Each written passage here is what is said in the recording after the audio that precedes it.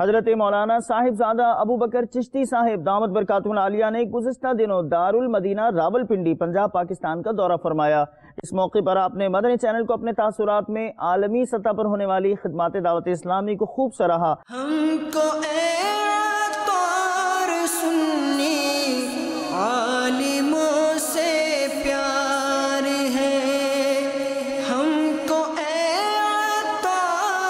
سنی عالموں سے پیار ہے، انشاءاللہ دو جہاں میں اپنا بیڑا پار ہے۔ آج دارالمدینہ ہارلے اسٹریٹ میں حاضری کا اتفاق ہوا۔ دعوت اسلامی کا یہ عظیم ادارہ دیکھ کے بہت خوشی ہوئی۔ اللہ رب العزت حضرت امیر اہل سنت کا یہ فیضان اور دعوت اسلامی کی اس عظیم کاوش کو شرف قبولیت عطا فرمائے اور اپنے خزانہ غیب سے اللہ تعالیٰ ان کی مدد فرمائے۔ الحمدللہ دعوت اسلامی کے پلیٹ فارم پہ جہاں بھی کام ہو رہا ہے بہت ہی اچھا ہو رہا ہے۔ میں نے صرف پاکستان نہیں یورپ کے مختلف ممالک میں جا کر دیکھا ہے۔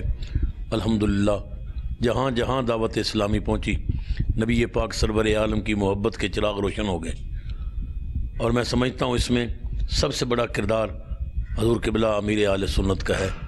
اللہ تعالیٰ آپ کا سایہ کرم دیر تک اہل سنت کے سروں پہ قائم رکھے اور پوری دنیا میں یہ دین کی بہار قائم ہو جائے۔ ہم ترس رہے تھے ایسے اداروں کو کہ جو ادارے فی سبیل اللہ کام کریں۔ الحمدللہ دعوت اسلامی کے مدارس میں یہ کمال ہے کہ یہاں کوئی فیس نہیں ہے، جو بھی آئے علم کا پیاسہ آئے اور اپنی پیاس بجھائے۔